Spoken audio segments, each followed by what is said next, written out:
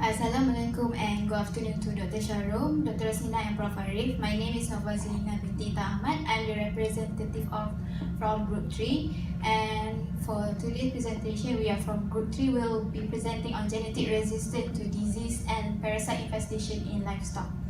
Moving on to the introduction, as we all know, parasite and disease affecting livestock can have a significant effect on the animal production, productivity, human health, and overall process of economic development. And the application of established method for disease control most frequently have negative consequences and have raised some concern, which is such as the evolution of resistance to the treatment applied, food safety related issues and such. So another alternative application is to promote the use of livestock breed that are genetically tolerant or resistant to these diseases.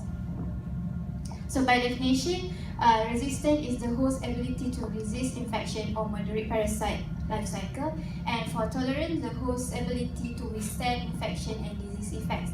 As for the genetic resistance, is a genetic component to resist pathogen infection. That's all from me, and I would like to pass to Suhaila to continue the presentation. Okay, thank you very much, Fazina. My name is Siti Suhaila, and I will explain about the concern or challenges regarding disease resistance.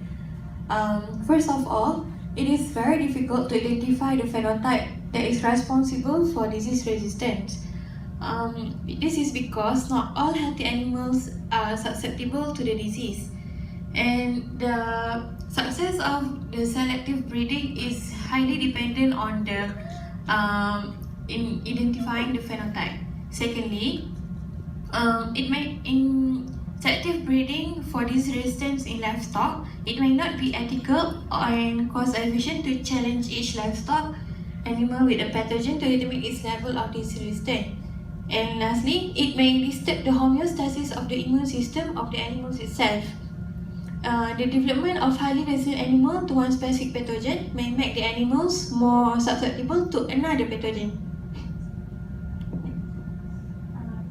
Okay, then I will explain about the importance of genetic resistance. First of all, it acts as an alternative to improve livestock products, and then it saves treatment costs. We can avoid the economic cost of the disease. Then it also genetically modified animals provide valuable models. These animal models can be used to investigate disease progression. Lastly, with genetic resistance, we can control the disease. Controlled breeding of the plants and animals without genetic diseases will sooner or later eliminate genetic disease from the future offspring. That's all from me. I will pass to Priya.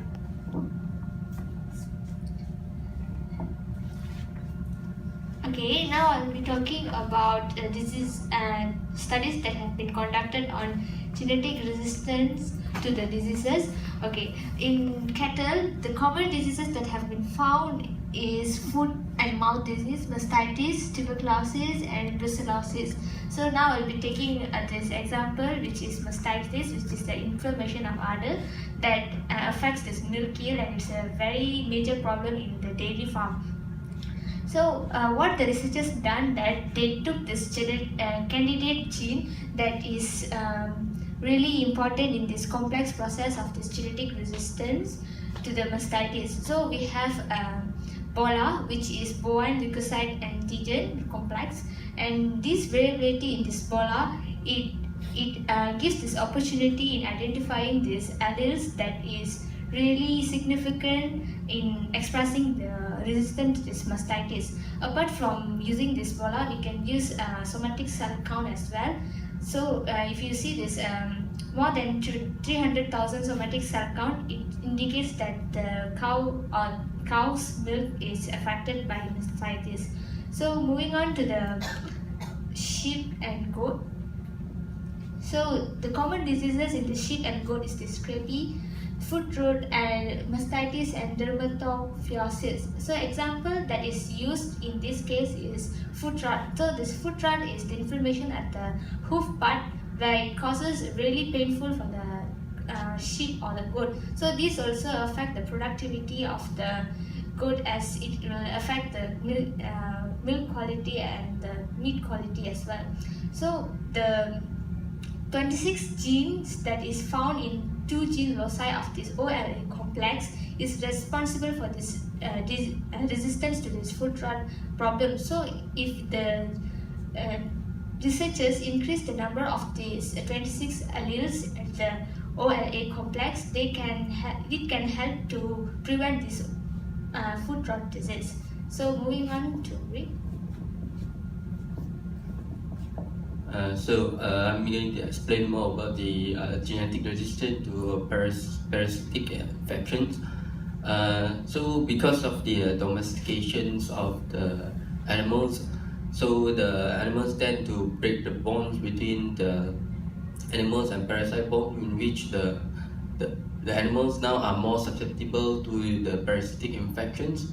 And then absence of the compensatory food, and there's no selection effort of the farmer, in which this will cause the parasitic infection to be less resistant to this animal, because there is no selection, as the animal that are more susceptible, they are put into breeding program.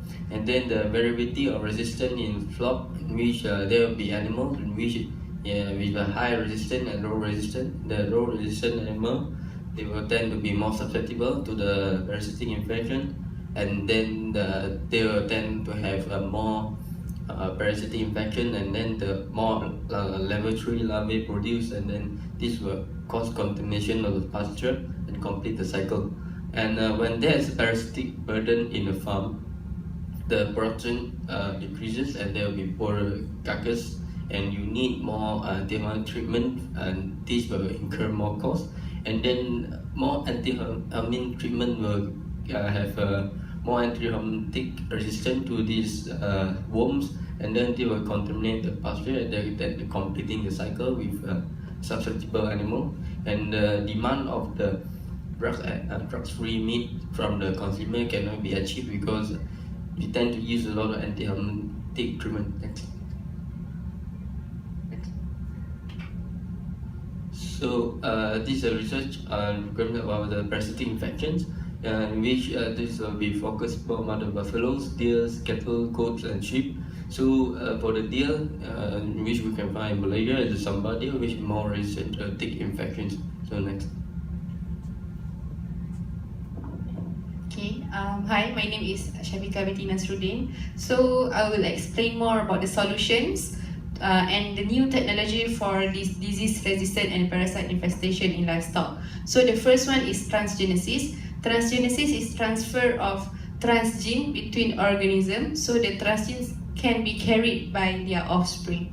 So the transgenesis will pose various resistance to disease. And the next one is molecular breeding. Molecular breeding is application of molecular tools in animal breeding, and in this case we use marker assisted selection, which is there's 4 types of marker, which is morphological, biochemical, molecular, and many more. So next I will pass to. Okay, thank you, Shahnaz. My name is Siti Anissa binti Nordin. Now I'll explain the future strategy in breeding for disease resistance. First, the farmer should be aware in the use of therapeutic agents, as it might lead to the occurrence of antibiotic-resistant bacteria or pathogen in the farm. The farmers can change the type of antibiotic that they use frequently, or reduce the use of antibiotic in the farm to prevent the bacteria from being resistant. And next, the antibiotic-resistant bacteria have the possibility to be transferred to human by ingesting the infected meat. Okay, next, the farmers can practice biological control. Farmers can use bacteriophages as in the control of pathogen, for instance, E. coli and meningitis in chickens and calf. These bacteriophages will target a specific bacteria and attract it and attack it, instead of using broad-spectrum bacteria that may kill normal flora in the animal's body. And lastly, the farmer can use selection pressure for general immunological competence and targeted resistance tests for specific major pathogens, for instance, using marker-assisted selection on candidate gene that has been explained by Shahnaz previously. That's all from me. I'll pass to Faz for conclusion. So as a conclusion, research into genetics of resistance and tolerance to livestock disease is rather limited in terms of disease, breeds and species investigated, and parasite infestation will always be there in any farm. So the animals that are genetically resistant to parasite can help to save costs, improve productivity, and reduce drug residue in meat, and etc.